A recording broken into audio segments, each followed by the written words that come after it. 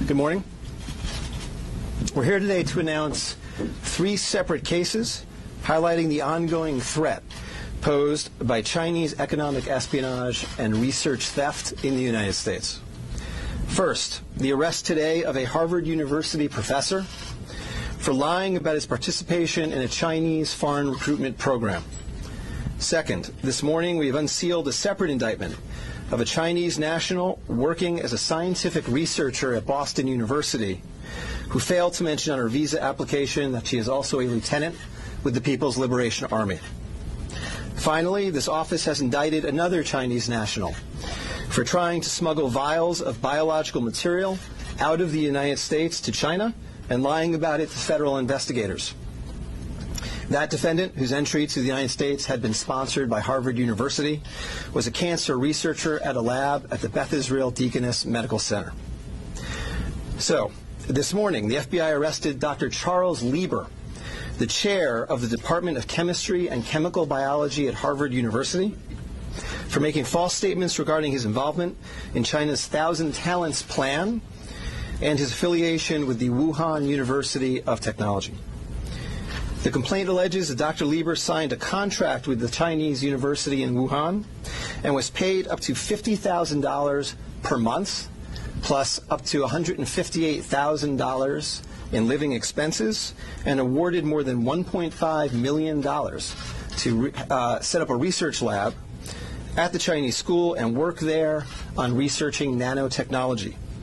Lieber also joined China's Thousand Talents Plan, according to the complaint, a Chinese government-run program designed to entice scientists and researchers in the United States to share their research expertise with China.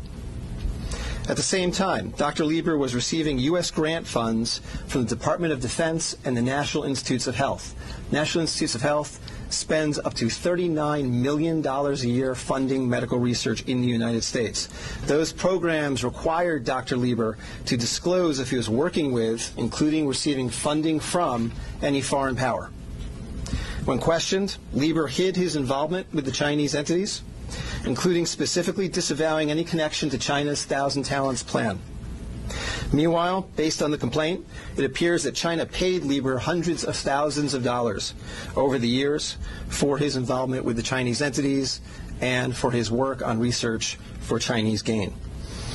Also today, a federal grand jury indicted Yenqing Ye, a Chinese national, with lying on her J-1 visa application, making false statements to Customs and Border Protection, conspiracy, and being an unregistered agent of the People's Republic of China. According to court documents, Ye is a lieutenant in the People's Liberation Army, but she concealed her military connections while employed as a researcher at Boston University's Department of Physics, Chemistry, and Biomedical Engineering Center for Polymer Studies. The indictment alleges that a colonel in the People's Liberation Army and other military officers from the Chinese National University of Defense Technology gave Ye numerous assignments while she was in the United States, such as conducting research, assessing U.S. military websites, and sending documents and information back to China. In April 2019, Ye was questioned by customs officers at Logan Airport on her way to China. According to the indictment, she lied about her involvement with Chinese military projects. A border search of her electronic devices showed that Ye had compiled information for the People's Liberation Army about 2 U.S. residents with expertise in robotics and computer science. Lastly, last week this office indicted Zheng Zhaozhang, a Chinese national sponsored by Harvard University who was doing cancer research at the Beth Israel Deaconess Medical Center. Zheng was charged with attempting to smuggle to Beijing vials of biological material, along with other research materials that he had stolen from the lab at the Beth Israel, where Zheng was working on cancer cell research. Before he boarded his flight, customs officers discovered 21 vials of biological material in a sock in his baggage. When confronted by the officers, Zheng initially lied and said he was not traveling with any biological or research materials. Chemistry, nanotechnology, polymer studies, robotics, computer science, biomedical research. This is not an accident or a coincidence. This is a small sample of China's ongoing campaign to siphon off American technology and know-how for Chinese gain. Recently, Attorney General Barr referred to China as this country's primary rival. Similarly, FBI Director Chris Wray recently told Congress that right now there is no country that poses a greater counterintelligence threat to the United States than China. Through the use of not only traditional intelligence officers, but academics, researchers, its own private citizens, China is engaged in a massive, long-term campaign to steal U.S. research and technology for its own uses. As demonstrated by these cases, on the academic side, the Chinese government uses partnerships and exchanges with U.S. schools and research institutions to access cutting-edge research and equipment. Obviously, most visiting Chinese academics and researchers are here to work in good faith in U.S. institutions, but some of them are not. Some number have been incentivized by the Chinese government, either through the use of money or other means, to gather U.S. research and smuggle it back to China. Because of the sheer scope of this threat, a year ago, the Attorney General created the China Initiative at the U.S. Department of Justice, designed to prioritize and aggressively prosecute Chinese economic espionage and theft of intellectual property. The cases we are announcing today are part of that effort. Boston is an especially attractive target for this kind of exploitation, and universities and research institutions and tech companies in this area must become sensitized to this threat. Our community benefits greatly from the diversity and talent of international visitors and our partnerships with foreign institutions, especially research institutions. But Chinese economic espionage and theft is a real and daily occurrence that we must begin to confront. As the world struggles to contain the new virus, a new speculation from the Chinese scientists who believe it may have originated at a research facility not far from the Wuhan fish market.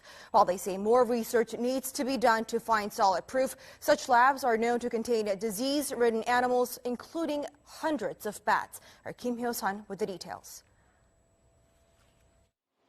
Amid the continued spread of the COVID-19 virus, there's rising speculation the virus could have originated from a government laboratory in Wuhan, rather than the widely held belief that it emerged from the city's Huanan seafood markets. Citing a report published by Chinese scientists, a Chinese-language newspaper published in Hong Kong, Mingpao, and the British daily The Mirror explained Sunday that the Wuhan Center for Disease Control, or WHCDC, could have spawned the contagion in Hubei province. According to the report penned by Bo Tao Xiao and Lei Xiao of the South China University of Technology, the research lab, which is only 280 meters away from the Huanan seafood market, kept disease-ridden animals, including more than 600 bats. It stated that while it's plausible the virus was leaked from the lab and contaminated initial patients in this epidemic, more solid evidence is required through future study. The report also raised a possibility that the Wuhan Institute of Virology could have leaked the virus while it was carrying out tests involving Chinese horseshoe bats. Against such a backdrop, an article published by the Washington Times late last month is garnering attention as it raised a possibility that the disastrous outbreak could be the accidental result of biological weapons research. This comes as a renowned law professor at Tsinghua University in Beijing, Xu Jianren, is known to be missing after publicly condemning Chinese President Xi Jinping for failing to contain the spread of the virus at an early stage. He even added the condemnation could be the last message of his life. Kim Hyo-sun, Arirang News.